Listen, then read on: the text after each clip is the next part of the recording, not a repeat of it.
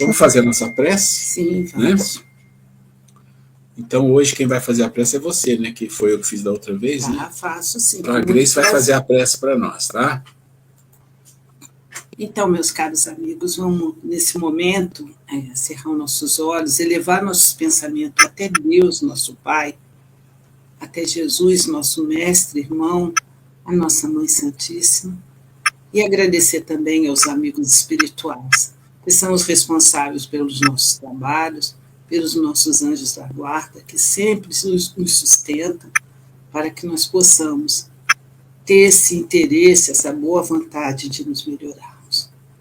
Que a vossa luz, Senhor Deus, esteja entre nós, que abençoe a todos os irmãos que estão aqui assistindo a aula nesse momento, e aqueles que irão assistir depois, que abençoe também os irmãos desencarnados, que sabemos que estão também junto a nós, e que nós possamos sair dessa aula bem estimulado a iniciar esse nosso curso, e que possamos juntos, ao longo desse ano, nos melhorarmos como seres humanos. Que assim seja, Senhor. Graças a Deus. Eu preciso dar um aviso que eu esqueci na semana passada, porque eu sempre assim, todo mundo já sabe, mas não, vai chegando pessoa nova e a pessoa não, às vezes não sabe. A gente já fala aqui que é muito importante vocês perguntarem se tiver dúvida, não tem problema nenhum, tá? Mas assim, na semana passada a gente esqueceu de falar que quando a pessoa não está falando, ela tem que estar com o microfone fechado, que dá ruído. Então, na semana passada, quem viu a aula viu que teve alguns ruídos. Por quê? Porque o microfone de alguém estava aberto e a pessoa não percebe, mas algum som entra no microfone e dá ruído na gravação. Então, é muito importante todo mundo com o microfone fechado, mas se precisar falar, a gente agradece, pergunta, interrompa. Estou com uma dúvida nisso que falou aqui. Fiquem à vontade. Tá certo? Tudo bem? Então, vamos começar. E só trazendo um esclarecimento, sobretudo para o Fred e a Bárbara, que estão começando hoje, né? Ainda nós estamos fazendo só a introdução do curso e que provavelmente não conseguiremos iniciar já a programação, mas é importante a gente saber o que vai acontecer ao longo do ano. Essa programação também, mas tudo bem. Bom, eu estou vendo que chegou a Sheila e chegou o Nicolete. Sejam bem-vindos. Sejam bem-vindos. Se vocês estão ouvindo, porque nós não vamos ouvir vocês, porque vocês não estão no palco, né? Vocês não estão no palco, mas já vi que o Nicolete deu o sinal dele ali, a Sheila não está aparecendo, mas eu imagino que ela está nos ouvindo. Importante, então, se todos estão aí, que o microfone esteja fechado, abre o microfone para falar, e se quem está fora do palco, por enquanto Sheila e Nicolete, se quiser falar alguma coisa, a Grace está aqui com o WhatsApp, ou você pode entrar aqui nos comentários do lado direito, clicar e mandar uma mensagenzinha aqui, tá? Então esse é o nosso esquema. Então agora nós vamos fazer o compartilhamento aqui do nosso trabalho. Então aqui foi a nossa aula número 1, e nós já vamos para a nossa aula número 2. E eu vou explicar mais ou menos o que a gente está fazendo, o que a gente já fez. Deixa eu pegar aqui. Aula número 2. Essa aula número 1 e aula número 2, ela tem o objetivo de explicar o curso. Quando vocês entram num curso novo, vai fazer alguma coisa nova, as pessoas explicam, olha, é assim, vai fazer desse jeito, o modelo é esse, o método é esse, vamos estudar para isso, para aquilo. Então, a primeira aula foi toda voltada para explicar para as pessoas o porquê do curso, o objetivo, como que a gente vai estudar e tudo mais. Mas não acabou, continua um pouco mais. Então, hoje nós vamos começar da onde nós paramos. E onde é que nós paramos? Vamos ver aqui. Onde é que nós paramos? Nós paramos na metodologia de Kardec, explicamos e falamos assim, nós vamos entrar nas chaves doutrinárias do Espiritismo. E aí não deu tempo, e eu sabia, né, como era a primeira aula, eu deixei o tempo correr normal e travar para a segunda aula, e aí a gente começa por aqui. O que quer dizer isso? Chave doutrinária do Espiritismo. Na verdade, você pode tirar a palavra Espiritismo e falar assim, olha, dentro do Evangelho de Jesus tem chaves doutrinárias, chaves, ou pontos principais, porque são aquelas coisas mais importantes que estão ali. Você consegue fechar isso. Se você pegar, por exemplo, dentro do Evangelho de Jesus, você vai encontrar muitas chaves, mas tem uma que é a mais importante de todas, e ela não é mais importante só porque é o Evangelho de Jesus, ela tem um cunho universal, universal, né? É como você falar assim, olha, existe uma lei de atração dos corpos, existe uma lei de gravidade que funciona no universo inteiro, porque existem padrões. Então, quando você fala de uma chave universal, a maior chave que existe, que vale para todo o universo, é uma chave que Jesus nos deu. Amar a Deus sobre todas as coisas e ao próximo como a si mesmo, e ele arremata. Toda a lei e os profetas estão aí. Então, só para a gente entender o que é uma chave, essa é a maior chave que existe. Dentro do Espiritismo, você, para entender o Espiritismo, é importante saber que tem algumas chaves. Sem entender um pouquinho dessas chaves, você vai ter um pouco mais de dificuldade. Por isso a gente coloca essas chaves no início do curso, para a gente entender melhor. Então vamos ver um pouquinho de novo. Interrompa a hora que quiser, e quem quiser interromper que não está no palco, manda mensagem ou manda no comentário, tá bom? Mandar mensagem a gente vê na hora, no comentário só vamos ver quando eu faço isso aqui, ó. Aí eu vou ver o comentário aqui. Como eu estou com a tela toda, para ficar melhor o visual para vocês, a Grace vai olhar no WhatsApp aqui se precisar. Então vamos lá, chaves doutrinárias do Espiritismo, e nós estamos estudando o quê? O modo, o modelo, o que é importante, os objetivos, para a gente entrar no assunto principal depois, que é o estudo da doutrina, dos livros, né? E a gente já falou como a gente vai estudar os livros. Então vamos lá. Chaves doutrinárias. Então, existem coisas que são fundamentais compreender dentro da doutrina. Uma delas é o controle universal, o tríplice aspecto. O que é o controle universal?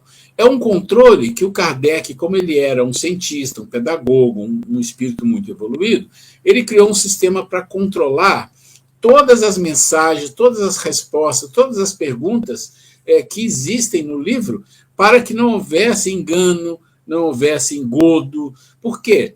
Imagina que ele estava escrevendo perguntas e precisava de respostas. E essas perguntas eram mandadas para vários lugares diferentes do mundo, onde médiums que recebiam espíritos, e esses médiums catalogados pela equipe do Kardec como pessoas sérias, comprometidas, essa coisa toda, mandava as respostas. Ele comparava a resposta de vários diferentes, confrontava e achava o ponto central da resposta e falava, isso aqui está ok. Então isso passava. Então, ele é um sistema de controle universal. Ou seja, se você, um espírito, num lugar, dá uma resposta, um outro espírito, no outro lugar, dá uma resposta parecida, o outro também, você fala, então existe um controle universal aqui que faz sentido, então isso aqui é um sistema de controlar se os trabalhos de respostas do Livro dos Espíritos e outros mais, eles estão coerentes ou se eles têm alguma questão que não é válida. Então, esse aqui é um sistema de controle científico, né? Outra chave doutrinária é a explicação da dor, né? A explicação da dor, que a maioria das religiões não explicam. Explicam colocando algum mistério, colocando a vontade de Deus, dessa forma. A explicação da dor, de onde venho, minha missão e para onde vou. Todo esse aspecto, a doutrina espírita tem uma chave, considera uma chave, porque isso aqui é extremamente importante para o espírita. Porque ele, como espírita, tem essas informações. Por que eu estou aqui? Qual que é a minha missão aqui? Para onde eu vou depois que eu sair daqui? O que significa a dor que eu sinto na vida em várias situações? As coisas que me vêm que causam dor. Tudo isso a gente trabalha e vai trabalhar aqui, explicando no detalhe. Quer dizer, tudo isso que eu estou mostrando são chaves que nós vamos trabalhar durante o curso. Uma outra chave doutrinária é exatamente o livro 3, As Leis Morais. Por que as leis morais é uma chave doutrinária? Porque o livro 3, as leis morais do livro 3, corresponde ao Evangelho de Jesus. Então, ele é uma chave doutrinária. A gente vai estudar o livro 3, que é o livro 3 do Livro dos Espíritos, junto com o Evangelho. É com uma conjugação de uma matriz entre perguntas e respostas e com a passagem do Evangelho que está linkado a isso. Isso é uma chave. Uma outra coisa é o mundo espiritual, a hierarquia espírita e comunicações dos dois planos. Aqui nós estamos falando de todo o processo de comunicação, de interferência, de hierarquia, estamos falando aqui de sintonia, estamos falando da comunicação daqui para lá, de lá para cá, todo esse processo mediúnico, né, do mundo espiritual, é uma chave doutrinária do Espiritismo. Por quê? Porque, tirando as religiões muito antigas da Índia, né, a doutrina espírita, na atualidade, é a única que trabalha com esse processo de o que está no mundo espiritual, como funciona lá, como é que é isso, como é que os espíritos influenciam aqui, como é que nós influenciamos em cima deles, o que é que eles fazem, o que é que eles... Tudo esse processo. Existe também uma outra chave, que é o Livro dos Médiuns. Né? Por quê? É um manual de comunicação com desencarnados. Então, o Kardec achou muito importante que, já que existe a mediunidade, já que no mundo, no meio espírita, nós vamos nos comunicar, eles vão falar, nós vamos contestar, nós vamos aceitar, nós vamos acreditar ou não vamos acreditar, existe um manual. É um livro dos médiuns, onde ali tem vários exemplos e várias recomendações de coisas que as pessoas que vão entrar nessa área, né, necessariamente um espírita, não precisa ser médium ou entrar na mediunidade. Aí se cada um é cada um. Mas é importante saber como funciona. Quais são os engodos, os riscos, tudo isso está aqui nesse manual. Uma outra chave é uma explicação da morte como uma passagem transitória. Tem um termo na filosofia que eu acho muito bonito, né, que ele diz assim: a morte nunca alcança a vida. Olha que interessante, isso é uma síntese. A morte nunca alcança a vida. O que quer dizer isso? Quer dizer que a morte existe e a vida existe, só que a vida é eterna e a morte não. A morte é só um processo que você deixa o seu corpo, né, para ir para o plano espiritual. Então tem uma historinha que eles falam de um livro, que esses dias eu ouvi e falei, nossa, eu já ouvi essa história várias vezes, tinha esquecido, mas funciona assim.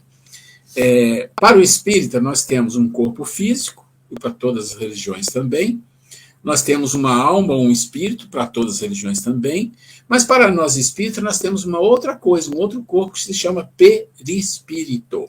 Ou seja, quando você morre, você vai para o plano espiritual, o seu espírito, a sua alma, mas existe um corpo. Esse corpo é um corpo espiritual. É o corpo do seu espírito, que está relacionado com outras coisas. Então ele diz assim, olha, a vida, ela é como um cavaleiro, um condutor de carruagem, que está conduzindo uma carruagem e um cavalo. Então você imagina, tem três figuras aí. Tem a carruagem, é uma figura. Tem o condutor, é uma figura. E tem o cavalo, é outra figura. Então ele faz a seguinte comparação que eu achei muito legal. Ele diz assim, o condutor é como se fosse o espírito. Você, espírito, é o condutor. A carruagem é o corpo físico, é o seu corpo. E o cavalo é o perispírito. Então ele diz assim, você está encarnado, você está aqui vivendo, então você está numa viagem, numa jornada de aprendizado. Então o condutor está tocando a carruagem e o cavalo, o corpo físico e o perispírito está conduzindo, está indo, está aprendendo. Em algum momento, a carruagem quebra e não tem mais condição de viajar. O que é que o condutor faz? O que vocês acham que o condutor faz? Vamos ver se alguém sabe. Abandona a carruagem. Abandona a carruagem. Faz o quê? Permanece só com o cavalo. Isso, sobe no cavalo e segue viagem. Onde? No mundo espiritual. Entendeu a metáfora? O cavalo é o perispírito. É o corpo que você tem aqui, que você não percebe, mas ele está aqui fazendo a conexão do espírito com o corpo físico. Ele faz essa conexão. Quando você desencarna, o seu corpo físico se desintegra. Mas você chega no plano espiritual como? Você é espírito e mais esse corpo espiritual. Então, ele pula no cavalo e segue viagem no plano espiritual. Lá ele vai aprender, vai viver, vai ver as besteiras que fez, vai ver as coisas boas, e depois de um tempo, chegou à conclusão, olha, você tem que reencarnar porque está faltando muito para você aprender lá na Terra. Ok? Perispírito, espírito, reencarna. Reencarna onde? No outro corpo, né? No outro cavalo, que vai ser um bebezinho, né? Mas vai crescer, e assim vai sucessivamente. Então, por isso que a morte nunca vence a vida. A morte nunca chega na vida. Por quê? Porque a vida é o espírito. E o perispírito que segue com ela. Mas o corpo não. Então isso é uma coisa legal. As explicações das máximas de Jesus. O que é isso aqui? Isso aqui é extremamente importante. É uma das maiores chaves da doutrina espírita. O que significa? Significa que você tem os livros espíritas e um deles chama O Evangelho segundo o Espiritismo. Mas o que significa isso, o Evangelho segundo o Espiritismo? Significa o seguinte, são as passagens da Bíblia de Jesus, parábolas, não todas, mas as principais, as morais, e ela é colocada no livro, o Evangelho, e embaixo, os espíritos superiores que ditaram as obras espíritas, vêm e explicam o que significa essa parábola aqui.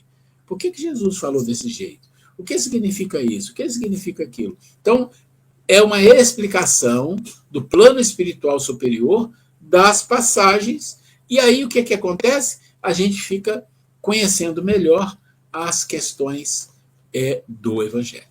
São chaves doutrinárias. Se alguém tiver pergunta, interrompa, porque eu vou seguindo. Tá? Vamos lá. Tem as chaves que são de desenvolvimento do ser. Então, a chave doutrinária é instrução. São instruções. E a chave de desenvolvimento do ser são questões que tocam no âmago de cada um. Vocês já ouviram falar a palavra reforma íntima, autoconhecimento, essa coisa toda. Essas chaves tocam muito nesse ponto. Tá? Então, por exemplo, a maior chave doutrinária que tem em todas as religiões, e no Espiritismo, é amar a Deus sobre todas as coisas e ao próximo como a si mesmo. Pronto. Se a gente entendesse isso, porque a gente entende teoricamente, isso é importante saber. Uma coisa é a forma, outra coisa é a essência. Quando a gente entende teoricamente, já está bom, mas não quer dizer que a gente faz. Então, isso aqui, o dia que a gente viver isso, todo o resto de baixo já tá feito. Né? Dentro do Evangelho tem um capítulo 17, que se chama Os Bons Espíritas e o Verdadeiro Espírita. Então, essa é uma chave doutrinária. Depois você tem uma questão do Livro dos Espíritos que fala sobre interesse pessoal. Isso é muito desafiador, nós vamos entender. Outras questões do Livro dos Espíritos, que vai falar dos quais são os caracteres de um homem de bem. Como a gente está vendo falar isso na mídia, né? Ah, uma pessoa do bem, a pessoa do bem. As pessoas falam sem nem entender o que significa. O que a gente vai fazer aqui é entender. Então, qual a característica de um homem de bem? E o conhecimento de si mesmo. Outra chave é onde está registrada a lei divina. Aqui está escrito as leis, porque eu vou explicar. Na verdade, é a lei. Está registrada em nós em algum lugar. Nós vamos entender. E o capítulo 12, que é o capítulo que tem uma coisa incrível que chama perfeição moral. O homem de bem e os bons espíritos. Então, eu queria apresentar para vocês essas chaves, para vocês vão, assim, entendendo aos poucos. Eu já falei que esse material, depois de mais uma ou duas aulas, eu vou mandar tudo para vocês pelo e-mail, vou precisar do e-mail de todo mundo para mandar. Vocês vão poder imprimir, vão ler. Se tiver dúvida, escreve, manda de volta, manda no WhatsApp, qualquer dia, no domingo, no sábado, onde quiser, manda, não entendi isso aqui. A gente está aqui disponível. Eu e o Grace estamos sempre disponíveis para isso, né, meu amor? É isso aí. Então, apresentei para vocês as chaves. Eu vou em frente. Quem não tiver pergunta, não quiser interromper, eu vou seguindo. Eu entendo que está indo bem aqui, tá? Mas fiquem à vontade, por favor. Então, o Kardec, apesar dele codificar uma filosofia, religião e ciência, que são características do Espiritismo, ser uma religião, ser uma ciência, ser uma filosofia, com uma profunda inovação e clareza ao ser humano, dando uma contribuição legítima e de suma importância para o desenvolvimento da humanidade, ele, Kardec, diz na sua própria obra, sob a tutela dos espíritos, deixando claro que algo pode estar além da própria doutrina espírita. Somente um espírito de grande posse, de poder, de humildade faria tal consideração. Por que teria alguma coisa que ele mesmo fala que isso está além da doutrina espírita? O que poderia estar além da doutrina espírita? Alguém arrisca?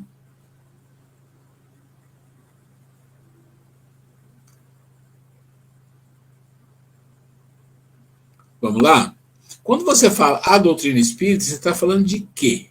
Dos livros, dos estudos, das informações, dos livros psicografados, né? Todo esse processo que existe dentro da doutrina espírita, de cultura e tudo isso. E tudo isso é a doutrina.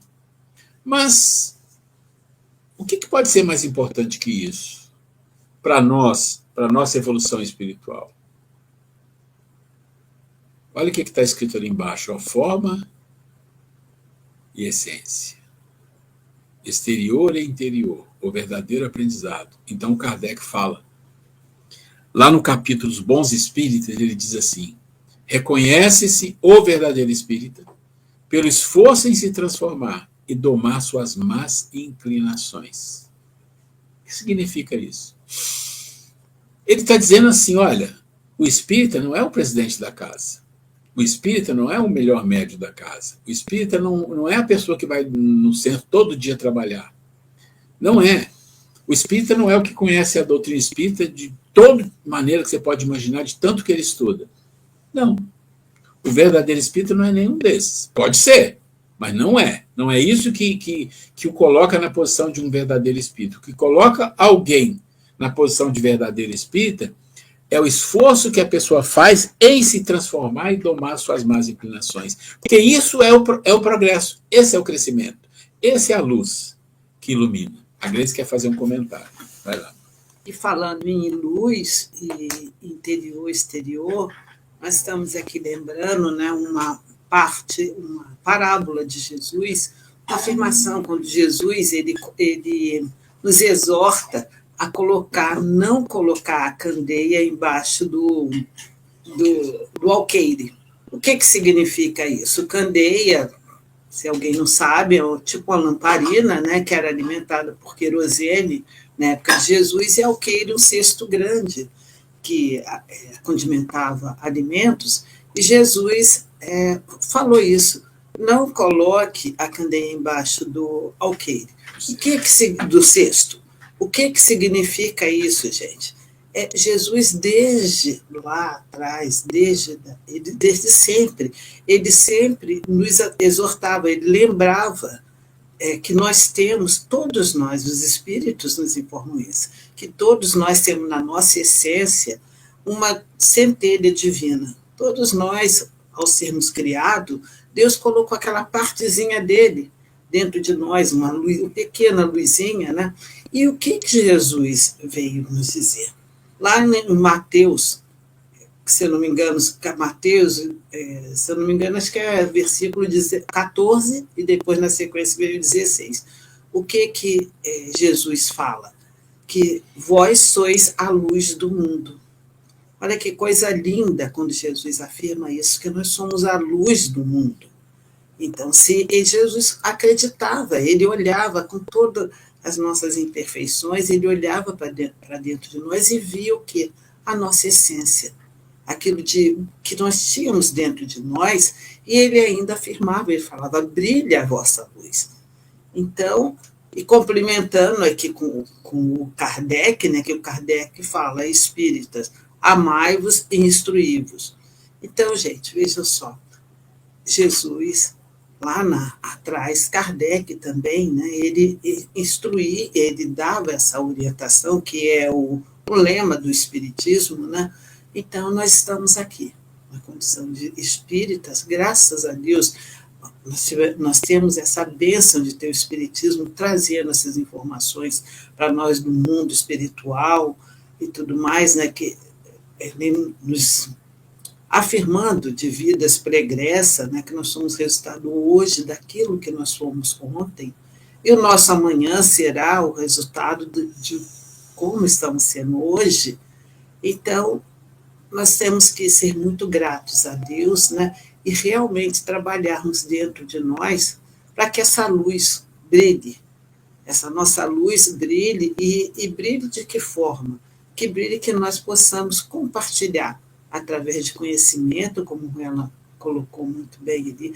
Quando nós procuramos ter conhecimento, nós temos a oportunidade de sermos melhores e que nós possamos compartilhar isso com outras pessoas, né? A nossa luz, fazer essa nossa luz brilhar, iluminar primeiramente a nós, não por egoísmo, mas sim que nós precisamos alimentar essa chama dentro de nós e compartilhar com nossos entes mais próximos e estender isso para todos que se aproximarem de nós. Então, que nós possamos, esse ano, deixar brilhar a nossa luz. É isso aí. Então, quando ele coloca a forma e essência, e isso eu acho muito bonito, porque ele é uma pessoa muito corajosa, um grande espírito, né? porque depois de todo o trabalho, de todo esse processo inovador até, ele vai e coloca isso. Ou seja, quando ele coloca isso, ele fala, tudo isso aqui é extremamente importante, é o Consolador prometido. Mas o que importa é a essência, é a luz que cada pessoa desenvolve em si mesmo. E isso se faz conhecendo a doutrina, sem conhecer a doutrina, tendo religião, não tendo religião, porque, na verdade, é o esforço para ser uma pessoa melhor. Vamos lá, então. E aí está de novo, né, a frase que ele colocou lá, né? E ele é um pseudônimo, né? Allan Kardec, que o nome dele verdadeiro é Hippolyte Léon Delisle Rivail, foi um influente educador, autor e tradutor francês, sob o pseudônimo de Allan Kardec, fez o processo, né, de codificar o espiritismo. Nasceu em Lyon, na França, em 3 de outubro de 1804, e faleceu em Paris, 31 de março de 1869, quer dizer, viveu 65 anos. Não sei se para a época era muito, era pouco, para hoje eu acho que é pouco. Né? 55? 65, né? A origem do espiritismo. Como é que começou o espiritismo? O espiritismo, e quando a gente fala de espiritismo, nós estamos falando da doutrina espírita codificada por Kardec. Ele começou com as mesas girantes. Né? Quem conhece, todo espírita conhece a história, quem não conhece, mas na França começou a aparecer uns processos que as mesas giravam, as mesas batiam no chão, se movimentavam, né? E as pessoas começaram a achar aquilo que era um fenômeno, mas era mais uma coisa engraçada. Então começaram as pessoas a se reunir para ver as mesas saltitar, bater, essas coisas, fenômenos que são fenômenos mediúnicos baseados em médiums de efeitos físicos, que provavelmente tinha na região, em abundância, e que produzia isso. Mas, na verdade, aquilo é como se fosse assim, olha, você tem aqueles espíritos que estão chegando, que vão fazer o trabalho, mas existe, como você fala em filmes, né, do passado, os batedores. Quem são os batedores? É os que vão na frente. Então, os batedores que vão na frente são os espíritos menos evoluídos. Eles vão lá para fazer aquele alvoroço para chamar atenção para algo que vai acontecer ali. Então, o fenômeno das mesas girantes nada mais é do que um processo de efeitos físicos, mediúnicos, que chamou atenção, e até que um dia, de muita insistência de um amigo, Kardec, que não queria participar disso, falou, isso é uma brincadeira, não sei o quê, mas depois de muita insistência ele resolveu. Só que quando ele foi lá para ver, ele não olha aquilo como as pessoas comuns, como uma brincadeira, uma diversão, ele olha aquilo de uma outra forma, ele fala, bom, se a mesa está se movimentando dessa forma, tem algo por trás, fazendo ela se movimentar. Então tem que descobrir o que é esse algo por trás. Essa pergunta que ele faz para ele mesmo é que dá origem ao seu processo de investigação e de um trabalho árduo de anos e anos que levou à codificação dos livros da doutrina espírita. Então isso é só para a gente ter uma ideia de onde surgiu, na França. Né? E como é que Kardec... Vocês imaginam? Vamos pensar, gente, com a nossa cabeça. Olha, fulano, você vai ter uma missão aí, você vai começar a preparar uns livros, esses livros vão fazer muita mudança no mundo, e eles são muito importantes para o mundo. O seu papel é organizar as informações que vão te chegar, organizar as pessoas que vão trabalhar nessas informações, é como uma empresa. Só que as perguntas, quem vai fazer é você e aqueles que você escolher para te ajudar. E dependendo da pergunta, tem a resposta. Quer dizer, o que é mais importante, a resposta ou a pergunta? Eu vou dizer para vocês, é a pergunta. Porque se você não faz pergunta lógica, você não vai receber nada. Se você faz boas perguntas, você vai receber boas respostas. Então, e eles falaram, e quem vai dar as respostas são os espíritos superiores, que estão sob a tutela de Jesus. Eles que vão fazer esse processo. Mas você tem que fazer as perguntas, tem que saber fazer. E o Kardec era um homem inteligente, é um homem voltado para a pedagogia, para a ciência, um homem de um nível muito elevado espiritualmente.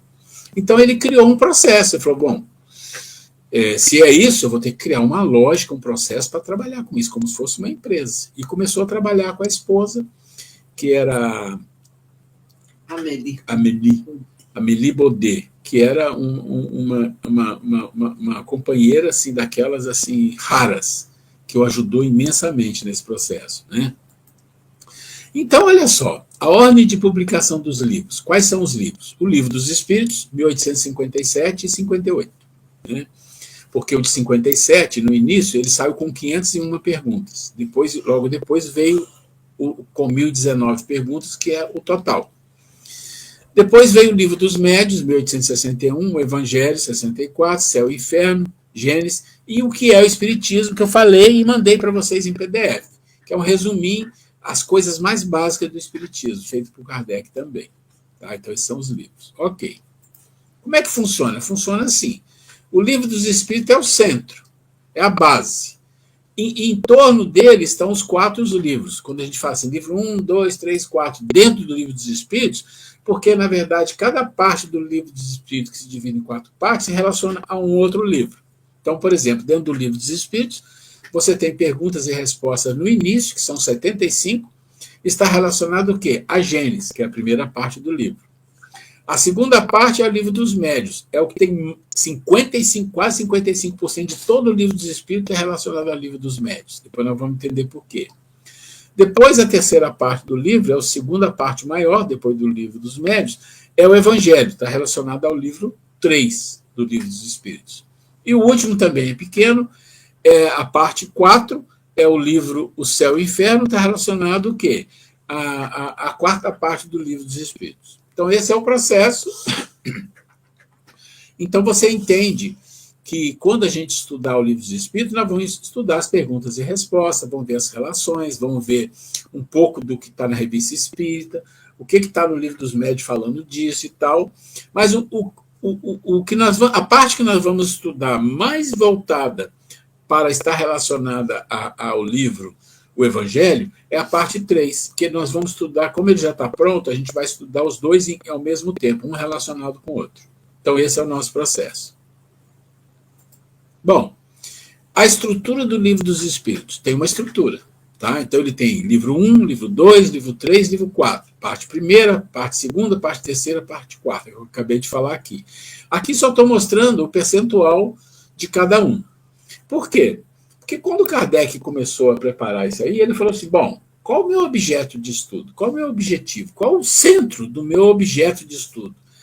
Meu objeto de estudo, para falar de outro mundo, para falar de coisas espirituais, é Deus. Não pode ser. Você não tem capacidade, o mundo não tem capacidade de entender Deus. Não tem e não vai ter por muito tempo. E ele sabe disso. Então não adianta gastar energia para querer entender isso. Não dá. Vamos falar a minha base vai ser o Evangelho. Não dá também, porque o Evangelho já existe, já está no mundo há tanto tempo, todo mundo lê, então não é esse o ponto. O que é o ponto central? O ponto é o mundo espiritual. Essa é a grande coisa diferente que chegou no mundo através da doutrina espírita, através do Kardec. Então, o objeto de estudo é do mundo espírita ou mundo dos espíritos, 53%. Esse é o objeto de estudo. E das leis morais, ok, vai ter o Evangelho segundo o Espiritismo, 30%, e das esperanças e consolações, 10%, repetindo o que eu já tinha falado. Ok. Aqui você tem, por exemplo, uma análise das questões 76 a 613. Por que isso? Porque aqui é 53%, é o livro 2. Então, no livro 2, é a análise do objeto. Olha quantos capítulos tem nesse livro 2. Quantos capítulos tem? Todos esses. Deixa eu voltar aqui. Ok. Todos esses. Para cada item, para cada capítulo desse, existe um movimento que ocorre, previsto por Kardec, que nós vamos entender. Depois você tem o livro 3. É a formulação das leis que regem o objeto.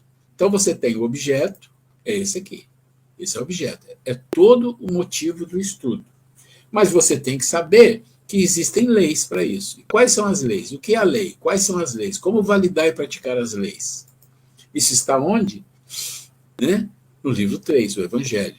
Então, você tem o capítulo 1, da lei divina natural. Você tem as leis, são 10 leis. a gente estuda isso aqui no Livro dos Espíritos relacionado ao Evangelho, porque isso aqui são as leis morais. Depois você tem os deveres. Estabelece os deveres do homem. Então, o que significa estabelece os deveres do homem? Lembra que nós falamos amar a Deus sobre todas as coisas e ao próximo como a si mesmo? Então, os deveres do homem é 1, para com Deus. 2, para consigo mesmo. E 3, para com o próximo. Ah, mas por que essa ordem é assim? Porque você não consegue dar o que você não tem. Você tem que desenvolver um pouco em você para você servir ao próximo e para Deus. Então, vamos entender. Está aqui. As leis morais, todos esses itens aqui. Se você pegar o Livro dos Espíritos e separar todas as leis, você vai ver aqui, ó, 1, 2, 3. O que significa isso aqui? 1, 2, 3. Eu estou mostrando a lógica do Kardec, tá? 1, 2, 3. É isso aqui, ó. Para com Deus, para consigo, para com o próximo. Ah, então o Livro dos Espíritos, se você pegar as leis, você vai saber quais são as leis que tem lá que eu tenho que estudar, que está relacionada ao amor a Deus. Essa aqui. Lei de adoração e lei de trabalho. Isso está relacionado à nossa relação com Deus. E no 2, que é amor a si mesmo. Lei de reprodução, lei de conservação e lei de destruição.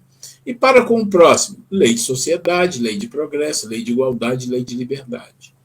Essa é a montagem lógica que o Kardec faz do processo das leis com a mensagem de Jesus, amar a Deus e ao próximo como a si mesmo, fechando uma coisa com a outra. E aí você tem o último livro, que é o livro 4, que fala da esperança e consolações, e dedução das consequências. O que significa isso aqui, dedução das consequências? Significa que depois que você estuda o mundo espiritual, entende o processo, você vai para as leis. Quais são as leis? São essas. Ok, e se você cumprir a lei, o que acontece? E se você não cumprir? É isso aqui, dedução das consequências. Então, esperanças e consolações, livro Céu e Inferno. Dentro do Livro dos Espíritos, livro 4. Ali você vai entender o que acontece se eu cumprir a lei. E se eu não cumprir, o que vai acontecer? Ali fala das penas e gozos terrenos, das penas e gozos futuros. As duas coisas, aqui na Terra e depois o que acontece. Ok. Como é que nós vamos manusear os livros? Isso é importante. Tem um jeito de manusear esses livros, né? São muitos livros, muitas informações. Como é que a gente vai manusear o livro? Então vamos lá. A parte primeira. Qual que é a parte primeira? Aquela parte que eu falei que é menor, que é relacionada a quê? A Deus, aos elementos gerais do universo, é da Gênesis, do livro A Gênesis. Nós vamos manusear como? Todas as perguntas e respostas com outras obras e reflexões de Miramês, as quais deverão ser estudadas em casa, as reflexões. Nós vamos estudar o quê? Todas as perguntas e respostas. Isso já está pronto, tá? Vamos estudar Deus, dos elementos gerais do universo, da criação. Deixa eu ver o que está aqui. Da criação, capítulo por capítulo, tá?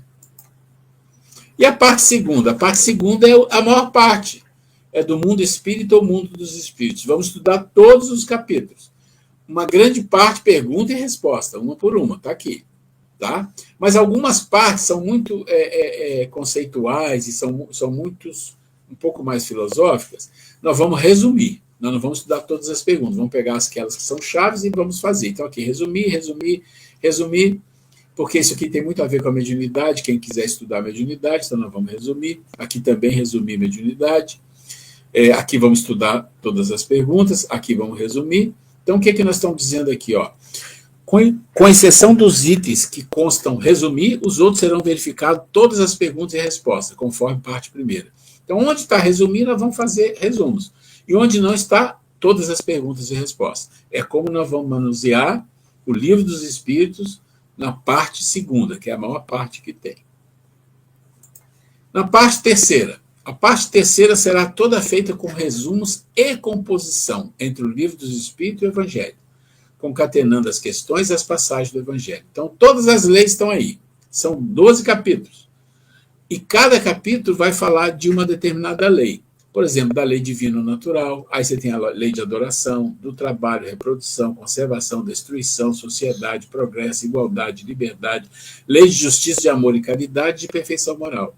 Como que nós vamos estudar isso? Junto com o Evangelho. Vamos pegar, por exemplo, capítulo 1, algumas questões, vai lá no Evangelho, puxa, está aqui linkado uma coisa com a outra. É isso que nós vamos fazer nesse livro, parte terceira. Pode parecer um pouco confuso, mas depois que eu mandar esse material para vocês, se vocês olharem com calma, vocês vão ver não é complicado entender, não. E o último livro, Das Esperanças e Consolações, é o livro Céu e Inferno. Nós vamos estudar todas as perguntas e respostas, é pequeno, e vamos também trabalhar com reflexões de Miramês, que as pessoas precisam dar uma lida em casa. Ok. Aí, até aqui, nós terminamos o nosso processo de explicar sobre o curso. Como que é, como que não é, os livros, como começou. Todo esse processo acabou ali. Tá? Deixa eu ver o nosso tempo, para a gente começar aqui. Isso, tem um tempinho. Aqui a gente vai entrar na introdução do Livro dos Espíritos. Antes de entrar na introdução, eu vou perguntar se alguém tem alguma dúvida, alguma pergunta, algum esclarecimento, para a gente ver se o tempo dá para fazer isso e dá para fazer outra coisa. Alguém tem alguma dúvida, alguma pergunta? Se tiver alguém que não está no palco, pode falar aqui no WhatsApp. A gente põe no palco. A gente põe no palco.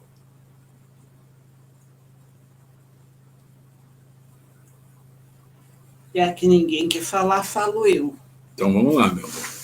Já que ninguém quer falar, vou falar. Gente, eu estou aqui ouvindo, ajudei ela de alguma forma, confesso que a maior parte foi ele que elaborou o curso, mas eu estou achando assim, eu estou assim, encantada, porque estou tendo oportunidade de rever, de reciclar todos os conhecimentos, desde lá dos primórdios, das compilações de Kardec, de toda a codificação, né, de toda a doutrina espírita. Então, vai ser muito bom que, para quem não tem nenhuma base do espiritismo, conhecer, e aqueles que já têm conhecimento, a gente fazer essa reciclagem. Vai ser realmente um curso que começa bem do básico, bem interessante, né? Então, penso que será um ano bem produtivo para todos nós. Né? Isso aí. Se alguém quiser comentar, por favor, senão a gente vai começar na introdução.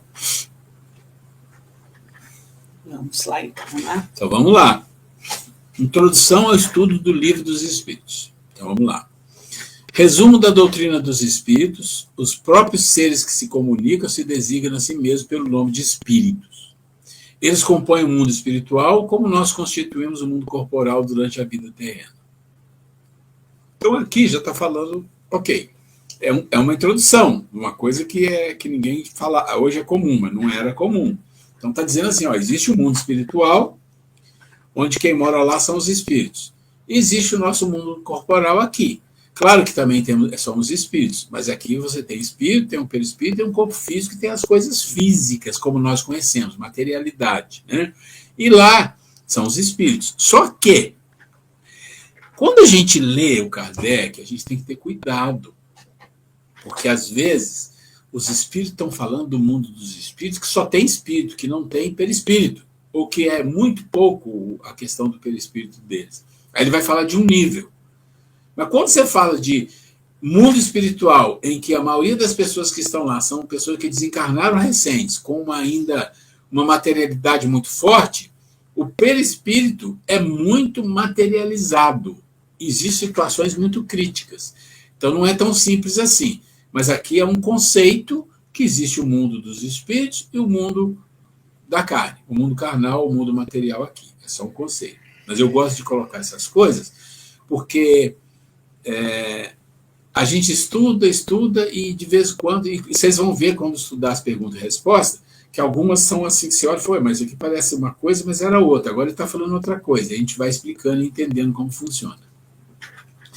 Vamos resumir em poucas palavras os pontos principais. Isso aqui é importante. Tem uma pergunta? Tem uma pergunta. Quem fez a pergunta? Sheila. Ela quer falar aqui? Eu posso Ela falar já no fez palco. a pergunta aqui. Ah, já fez? Pode ler. A Sheila perguntou. Na próxima aula, então, começa com qual livro? Já estamos começando, Sheila. Então, começamos agora o estudo de fato, né? O Gênesis, ou Livro do Espírito, fiquei confusa. É Livro dos Espíritos. Livro dos Espíritos. Vai começar, e começamos já, a introdução do Livro dos Espíritos. Deixa eu explicar. Deixa eu explicar, porque às vezes é muita informação. Eu entendo, devagar a gente vai entendendo. O nosso estudo, como eu disse lá atrás, ele abrange o Livro dos Espíritos. E tem os livros que são satélites, que a gente vai falar deles também. E tem a Revista Espírita, vamos falar dela também. Mas a base são as perguntas e respostas do Livro dos Espíritos. Esse é o nosso, vamos dizer assim, é o nosso material mais importante para o nosso estudo. Tá? E, claro, também as apresentações que eu faço aqui, que eu vou mandar para vocês daqui a pouco, e isso vai ajudar muito a vocês entenderem. Tá? Tudo bem? Respondeu? Pergunta ela aí. Pergunta. Enquanto ela pergunta aqui, vamos lá. Vamos resumir em poucas palavras os pontos principais da doutrina que nos transmitiram, a fim de mais facilmente responder umas certas objeções. Aqui, vai dar alguns pontos principais, princípios da doutrina espírita. Isso aqui é interessante. Então, vamos lá. Coisas que são básicas do espiritismo, é isso que ele vai colocar. Porque sabendo as coisas básicas, a gente entende melhor as outras. Deus é eterno, imutável, imaterial, único, onipotente, soberanamente justo e bom. A Sheila pergunta se precisa ela estar com o livro para acompanhar. Não aqui na aula, porque tudo que nós vamos falar vai estar projetado. Né? O que ela precisa é ter o livro para estudar em casa, porque ela vai fazer pesquisa, nós vamos pedir para fazer pesquisas. Deixa ela pensar na resposta, ela perguntar. Então, Deus é eterno, imutável, imaterial, único, onipotente, soberano, justo e bom. O que quer dizer isso? Esse é o conceito do Espiritismo. E ele está dizendo o seguinte, que ele é imaterial e imutável. Gente, o que a gente entende por imutável? Que não muda nunca. Se ele não muda nunca, também significa que as suas leis não mudam nunca. Porque ele é perfeito. Né? Ele não foi criado. Né? Deus criou, mas ele não foi criado, ele é incriado.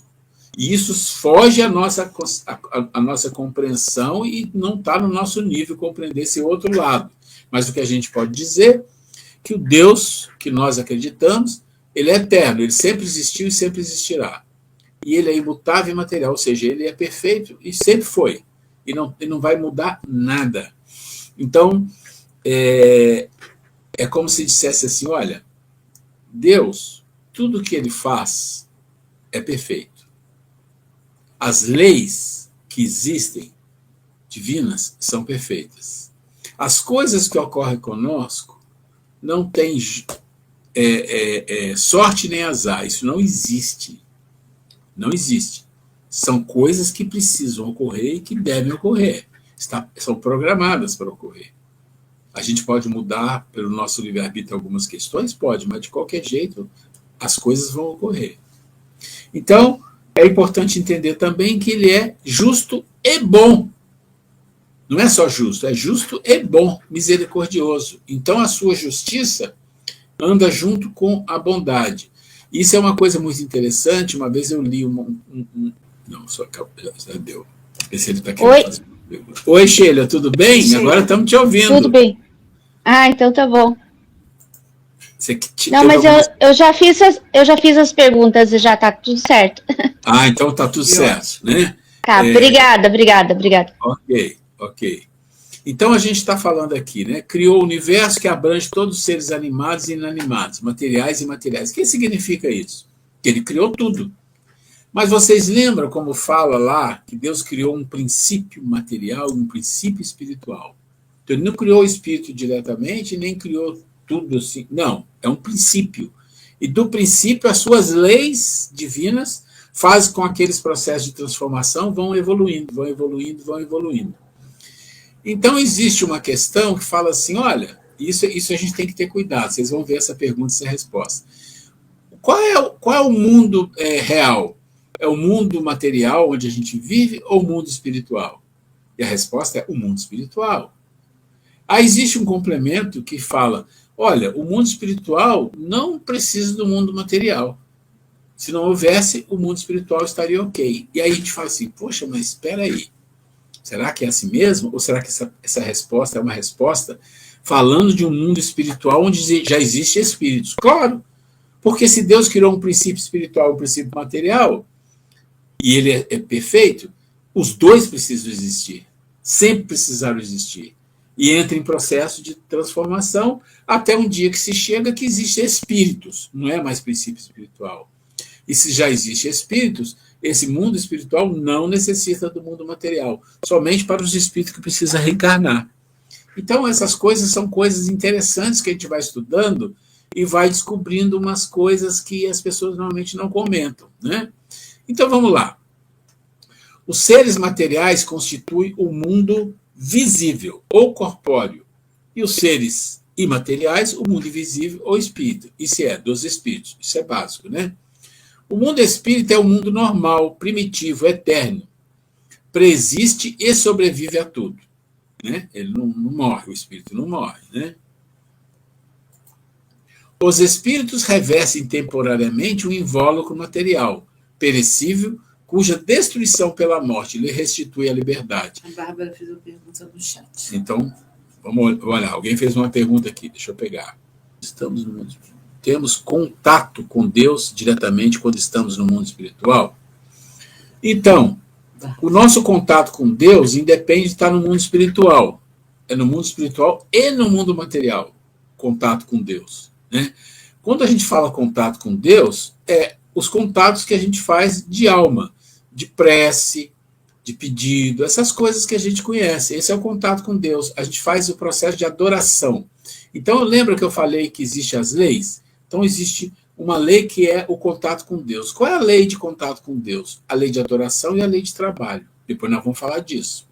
Mas quando você fala diretamente, eu entendo que uma questão religiosa, né? É diretamente assim, nós vamos ver a face de Deus. Não, ninguém vai ver face nenhuma, não tem face para ver, né? Não tem isso, não tem matéria, não tem ver. Inclusive a visão de quando a gente morre já é um pouco diferente. Então, essa questão de estar junto de Deus, Jesus colocou isso no Evangelho, ele fala isso. Quando é que a gente vai estar junto de Deus, mas não vai ver Deus, não tem esse ver Deus. Tem estar junto do nível maior que a gente pode estar. Ele diz assim, bem-aventurado, bem-aventurado, bem-aventurado, todas as bem-aventuranças. Aí chega uma hora que ele fala, bem-aventurados pacificadores, porque serão chamados filhos de Deus. Filhos de Deus significa o quê? Outorgado por Deus diretamente para fazer os trabalhos que Jesus fazia. Então aí você vai ter o contato de alma para alma. Mas não existe no mundo daquele nível ver fisicamente as coisas. Não é assim. Mas entender isso não é simples para quem não tem uma vivência da doutrina. Mas devagar a gente vai entendendo. Nicolete, quer fazer alguma colocação? Bárbara, eu sei que a sua pergunta e a resposta talvez não te atenda muito, mas devagar a gente vai entendendo as coisas, tá? Nicolete. Então vamos lá, você está na tela. Você tem alguma pergunta, alguma dúvida? Aproveita.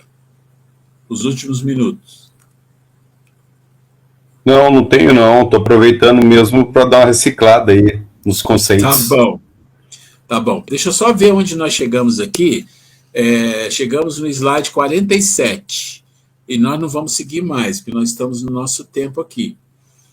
Pessoal aí do Sul tem alguma questão, alguma dúvida, quer colocar alguma coisa antes da gente fechar? Oi, Ruela. Opa! Tá legal. Essa parte introdutória é bem tranquilo aí. E tá fluindo bem, tá? Sem dúvidas aí. Então, gente, em relação à pergunta da Bárbara, né, se nós vamos conversar diretamente com Deus, então, o que a gente entende dessa conversa com Deus? Não receber diretamente, fala assim, Deus falou comigo, não, no Espiritismo nós não temos essa concepção, essa ideia. Nós estamos sempre em contato com Deus. Sim, sem dúvida, ele é onipresente, está sempre presente no nosso íntimo, na nossa essência, né? Mas realmente essa conversa direta com Deus, conversar não é isso que o Espiritismo nos exorta. Nós temos essa comunicação com Deus de uma forma íntima, dentro de você, através da sua mente, do seu coração. A gente consegue essa conexão, sim, a todo tempo nós estamos em conexão com Deus. Essa questão é importante, só para fechar, essa questão é importante entender. Diferença da doutrina espírita para as outras religiões cristãs é que o Espiritismo prega o processo de evolução e considera o nível espiritual que nós temos, que é muito precário. E para a gente chegar no nível espiritual maior, tem muitas coisas para acontecer, muitas reencarnações, até que um dia nós chegaremos num nível muito elevado, mas isso é coisa de, não vou dizer, eu vou chutar que milhões de anos aí, muitas coisas vão acontecer, e um dia nós seremos espíritos como um Jesus, né? Que na verdade, quando a Terra estava em formação, há 4 bilhões de anos atrás, ele já era o governador responsável pela Terra. Então a gente pode medir por essa colocação o tamanho da distância que tem, mas isso não é problema. O tempo não é problema para Deus. O tempo só é problema para nós, até um dia que a gente vai deixar de ser problema para nós. A gente vai devagar aqui, tá? Eu acho que já passamos algumas informações importantes, a gente está na nossa hora. Se ninguém tiver mais nada para comentar ou falar ou perguntar, ainda se tiver, pode falar, que a gente ainda tem um minutinho, senão a gente vai fechar. Eu coloquei lá no grupo uma sugestão de que todos nós possamos ter um caderno, que possamos fazer anotações, que terá hora que teremos que estudar em casa, dar uma lida nas perguntas, nas respostas em casa, e que a gente anote, caso de dúvida, ou de sugestões, ou de compreensão. Às vezes uma pessoa tem uma visão assim, muito interessante, que traga para nós, né? Então é interessante a gente ter algo que possa anotar fazer nossas observações, nossas dúvidas ou sugestões. Ok. Gente, chegamos no final, então. Agradeço imensamente aí. Alguém gostaria de fazer a prece final? Ô, Fred, adorei. Que bom, nós já estávamos com saudade de você. Então vamos lá, querido, por favor. Consegue ouvir? Sim. Ok. Aproveitando esse momento de concentração, agradecemos a Deus, nosso Pai, nosso Criador, fonte primária de todas as coisas do universo, essa oportunidade que tivemos de estudar, de conhecimento. Agradecemos também a Jesus, nosso mestre, nosso guia, governador do planeta, sempre nos alimenta com seu evangelho nos nossos momentos de maiores dificuldades. A toda a espiritualidade amiga, nossos anjos guardiões, e que todos esses ensinamentos possam trazer boas vibrações, bons fluidos, boas energias para todos nós durante a nossa semana. Que a nossa Mãe Santíssima Maria também estenda seu manto de misericórdia e socorra a todos os irmãos encarnados e desencarnados que passam por extremas necessidades, tanto física quanto espirituais, morais. Que tenhamos todos uma semana cheia de luz, de paz, sempre com Jesus em nossos corações. Que assim seja. Graças a Deus. Muito bom, gente. Muito obrigado pela presença de vocês, pela paciência. Pegando o gancho aí nas palavras do Fred e lembrando o nosso Mestre Jesus, né? Que nós possamos lembrar que nós somos luz do mundo, né? Jesus acreditava nisso seriamente e ele não mentia, né? Então, que todos nós possamos, seguindo as palavras de Jesus, deixar brilhar a nossa luz. Que todas as pessoas que se aproximem de nós percebam a nossa luz e essa luz que vem de Jesus, que envolva a todos. Um beijo a cada um. Obrigado. A aula vai estar, acho que amanhã ou depois, no YouTube, ok? Sheila, adorei te ver. Um abraço para o pessoal de Santa Catarina. Pessoal do show. Um abraço a todos. Tá, Obrigado. Um abraço. Fiquem com Hoje Deus. eu tenho aniversário. Amém. Tchau, tchau. Tchau, Tô velho. fechando aqui, gente. Tchau, Camila. Um beijo. Bárbara, obrigado por ter vindo.